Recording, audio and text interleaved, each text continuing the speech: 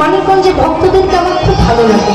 মানে কিছু কিছু জায়গা আছে যেখানে কীর্তনিয়ার পছন্দ হলো ভক্ত, বিশেষ করে আমি মানিকগঞ্জের ভক্তদেরকে অনেক ভালোবাসি বা খুব ভালো লাগে এটার কারণে যে আমি যে কথাগুলো বলবো, আমি যে কথাগুলো বলছি তারা ভালোভাবে শুনলে। মানিকগঞ্জের ভক্তরা এমন একটা ভক্ত যে তারা কথা পদাবলী শুনতে ভালোবাসে। আর দেখবেন এমন অনেক জায়গায় ভক্তরা আছে, আমি তো কীর্তন, আমরা যারা কীর্তন করি তারা মানুষ দেখে বুঝতে পারি যে নিজে অনেক কিছু জানে ভেবে কীর্তন শুনতে বসে। হ্যাঁ, মানে তাদের মুখটা এমন একটা ভাব হয়ে থাকে যে ওরে বাবা এই কীর্তনী এটা কি বলছে, এটা তো আমি জানি, হ্যাঁ এই গল্প বলছে এটা তো আমি জানি। ওরে বাবা, যদি কীর্তনিয়ার থেকে বেশি জানতে তাহলে এই আসনটাতে কীর্তনিয়া নয়, তুমি এসে দাঁড়াবে।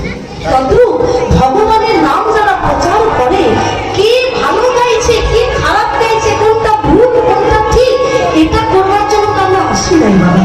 আজকে আপনারা যেটা করবার জন্য এসেছেন, আমি একই কারণের জন্য এসেছি। সেটা কি? ভক্তের কাছে ভক্তি আশ্রয় করবো, ভক্তের কাছে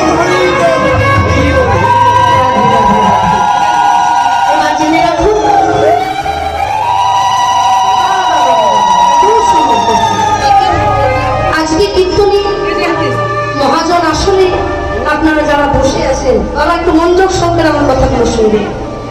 একই আসনে আপনারা যে আসনে বসেছেন, একই আসনে কিন্তু আমিও দাঁড়িয়ে আছি, দাঁড়িয়ে নেব। আমি কিন্তু কোনো স্টেজের উপরে নেই, আপনারা যে আসনে আছেন আমিও এই একই আসনে এসে দাঁড়িয়ে আছি। গান মালাটা করে নিই, একটা উলুক হয়ে দেবেন।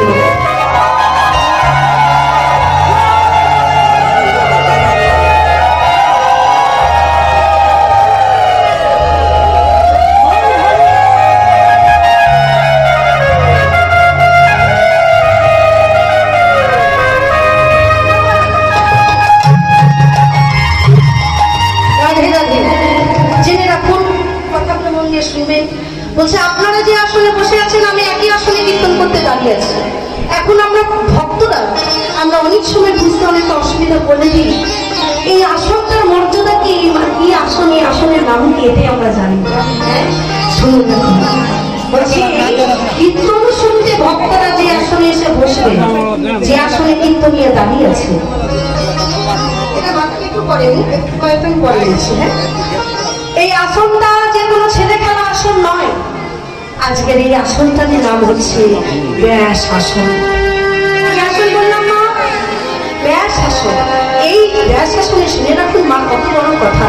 এই ব্যাস আসনে বসে কীর্তন শুনত স্বর্গের দেবতা দেবদেবী ব্রহ্মা বিষ্ণু মহেশ্বর। এই ব্যাস আসনে বসে বসেই ভক্তদের কদম থেকে তারা কৃষ্ণ নাম আস্বাদন করতো। চতুর্মুখী ব্রহ্মা 4 বদনে কৃষ্ণ নাম করতো, পঞ্চামন বাবা ভোলানাথ 5 বদনে কৃষ্ণ নাম বলতে এই ব্যাস আসনে বসে। তাহলে আজকে সেই ব্যাস আসনে বসার যোগ্যতা বা সুযোগটা আমরা পেয়েছি, সুযোগ পেয়েছি বলেই আসনে এসে বসতে পেরেছি। জানেন না, বলছে এই ব্যাস আসনে বসার যোগ্যতা তারাই পায় যারা পূর্ব জন্মে নিশ্চয়ই কোনো ভালো সুকৃতি ফল ছিল বলে ওই ফল অনুসারে ভক্ত সেজে আসনে।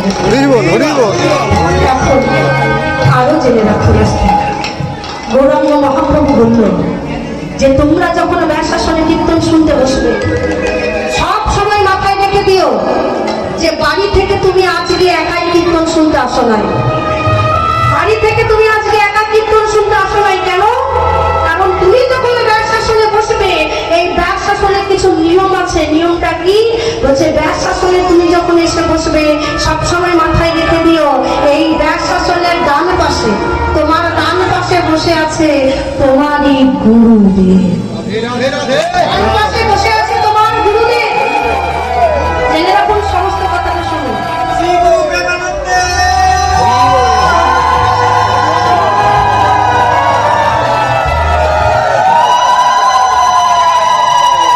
আচ্ছা হ্যাঁ, ওটা শেষ করি।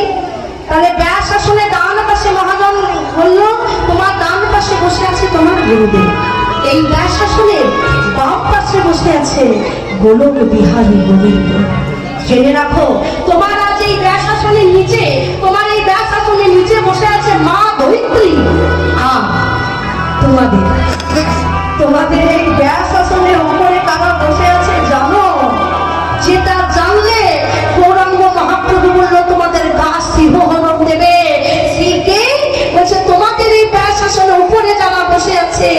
তারা হচ্ছে তোমাদের পূর্বপুরুষরা, তোমার আমার পূর্বপুরুষ, মানে মা বাবা ঠাকুমা ঠাকুরদাদা বাবা আমাদের যারা মরে গেছে, যারা কর্ম খারাপ করেছিল বলে ভূত লোকে প্রেত লোকে ঘুরছে, গোবিন্দ চরণ পাচ্ছে না, আজকে তারা। আপনি যখন বাড়ি থেকে বলে এলেন যে আমি কীর্তন শুনতে যাচ্ছি, ঠিক তখন থেকে আমার আপনার পূর্বপুরুষেরা আমাদের দিকে হাঁ করে বসে আছে। ওরে আমরা কর্ম খারাপ করেছি বলে গোবিন্দ চরণ পেলাম না, আর তোরা কর্ম ভালো করেছিস বলে আজকে ব্যাস শুনে বসার যোগ্যতা পাচ্ছিস। তাই ওরে তোরা যদি একবার ওই ব্যাস শুনে বসে হরি কথা বলিস, একবার যদি নয়ন জলে ভাসিস, একবার যদি ভক্ত সঙ্গ করিস, তাহলে আজকে তোদের জন্য আমরা পূর্বপুরুষ সবাই গোবিন্দ কৃপা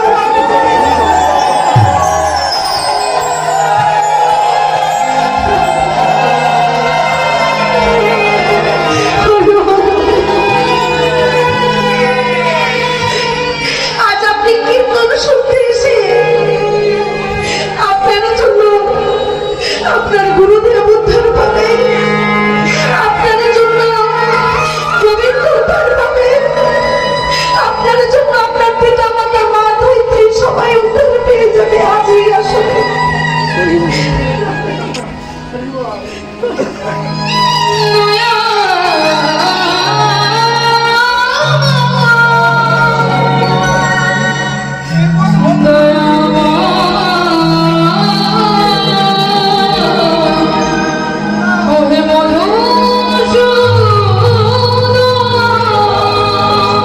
তাহলে ভগবান কত বড় কথা বললো যে এই দাস শাসনে বসে তোমরা সবাইকে উদ্ধার করতে পারবে। কিন্তু দেখো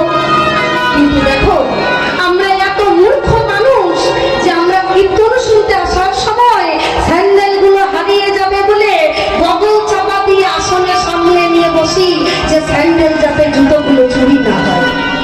না করি না, বা ভগবান বললো তোমার আসনে তোমার গুরুদেব বসে আছে, ভগবান বসে আছে, মা ধৈত্রী বসে আছে, আর তুমি যদি সেই আসনে তোমার স্যান্ডেল গুলোকে বসাও, তাহলে ভগবান বসবে কোথায়? ভগবান যদি তোমার পাশে বসতেই না পারে, তাহলে তোমাকে হাতে ধরে উদ্ধার করবে। কলিকালে উদ্ধারের একটাই পথ, তুমি নিজে হরি নাম বলো, আর অপরকেও বানাও মধুরে কৃষ্ণ।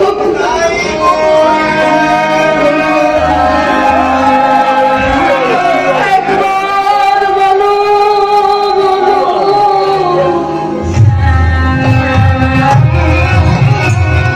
কৃষ্ণ নাম। একবার বলো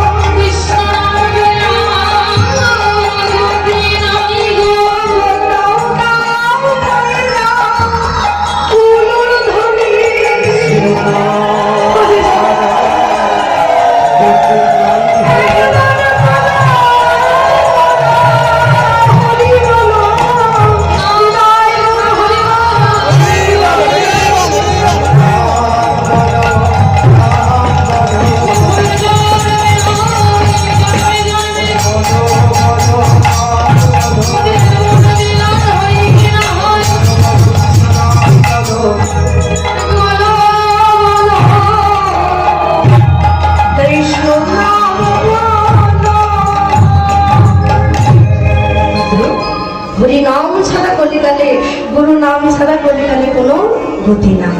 তাই গৌরাঙ্গ মহাপ্রভু তাড়াতাড়ি করে বলছে তোমরা বসন দাও, আমি বসন করবো।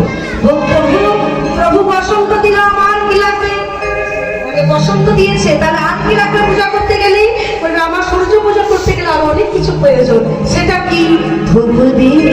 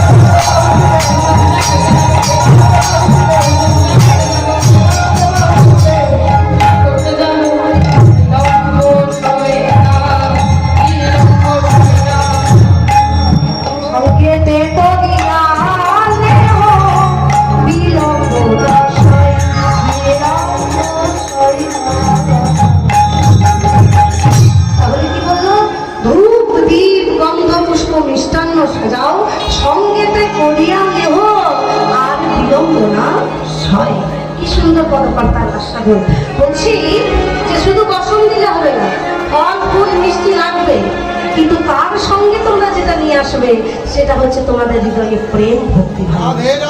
যে প্রেম ভক্তি ছাড়া কোনো কিছু সম্ভব নয়, কোনো কিছু সম্ভব নয়। একটা মানুষকে ভালোবাসাও সম্ভব নয় হৃদয়ে যদি প্রেম না থাকে, ভালোবাসা না থাকে। তাহলে এই যে বলছে ফল ফুল নিয়ে আসবে, তার সাথে প্রেম নিয়ে আসবে। আর এই প্রেমটা আমি যা মনে করি যে প্রেম পেতে গেলে তাকে আপনাদের বাংলাদেশের মাটিতে আসতে হবে। কেন বলছি? আমি কিন্তু এই 4 বছর আমার মানে কীর্তনের বাংলাদেশে কীর্তন করছি 4টে বছর।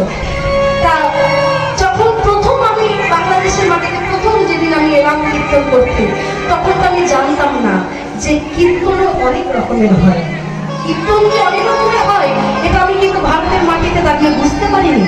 কারণ আমরা যেমন ভারতে যেভাবে কীর্তন করি, রাগ রাগিনী বড় বড় তাল গান করে, রাগ রাগিনী সুর দিয়ে, নানা রকম আধুনিক সুর, নজরুল গীতি, রবীন্দ্রসঙ্গীত, বাউল, এই নানা রকম দিয়ে আমাদের কীর্তনটা মানে ভারতের ভক্তদের মনোজয় করতে হয়। কিন্তু যখন আমি বাংলার মাটিতে প্রথম কীর্তন করতে এলাম, তখন ভক্তদের কাছে শিখলাম যে কীর্তনটা শুধু রাগ রাগিনীর তাল নয়, কীর্তনটা হচ্ছে ভক্তের একটা অনুভূতি। যে অনুভূতিটা জাগাতে গেলে তোমাকে নিজের কাঁদতে হবে, কেন কাঁদতে হবে? কেন আস্তে আস্তে কাঁদতে হবে? কেন না ভগবান বলল যে কাঁদতে সেই পারে যার হৃদয়ে ভরা প্রেম থাকে, ভালোবাসা। সবারই চোখে বাবা জল আসে না, আসে না। অনেকে আবার আছে দেখবেন যে কীর্তন শুনতে শুনতে বুকটা কেমন করছে কিন্তু নয়নে জল আসছে না। আবার অনেকে আছে যে অল্প ভগবানের নাম শুনলে নয়নে ঝরঝর করে নয়নে পানি পরিষ্কার হয়। তাহলে আমাদেরকে জানতে হবে মা, কীর্তনে অনেক মানুষ আছে যারা কাঁদতে পারে, অনেকে আছে যারা কাঁদতে পারে না। কিন্তু যারা কাঁদতে পারে তাদের জন্য এই কথাটি, যারা কাঁদতে পারো না তারা বুঝতে হবে সব কান্নাটা আবার কিন্তু গোবিন্দের জন্য হয় না।